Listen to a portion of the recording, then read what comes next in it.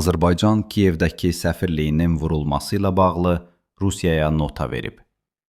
Dünən gecə Rusiya qüvvələri Kiyevə raket zərbələri endirib, 3 nəfər ölüb, 26 nəfər yaralanıb, hücum nəticəsində Azərbaycanın Kiyevdəki səfirliyinin binasına ziyan dəyib. Bu barədə Ukrayna prezidenti Vladimir Zelenski bildirib. Onun sözlərinə görə, bina İskəndər raketinin qəlpələri nəticəsində zədələnib. Bu hücum insanlara və mülki infrastruktura mümkün qədər çox zərər vurmaq üçün xüsusi hesablanmış hücumdur. Təkcə Kiyevdə onlarla hündür mərtəbəli binada dağıntılar var.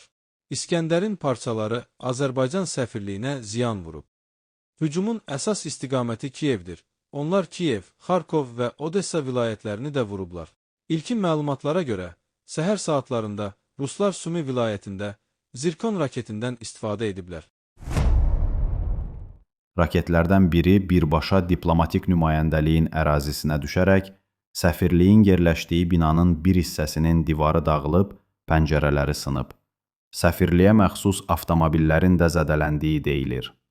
Ukrayna dronları isə ötən gecə Rusiyanın Qara dəniz sahilindəki Novorosiysk şəhərinə hücum ediblər. Neft bazasına, 6 evə, mülki gəmiyə və sahildəki obyektlərə ziyan dəydiyi bildirilir.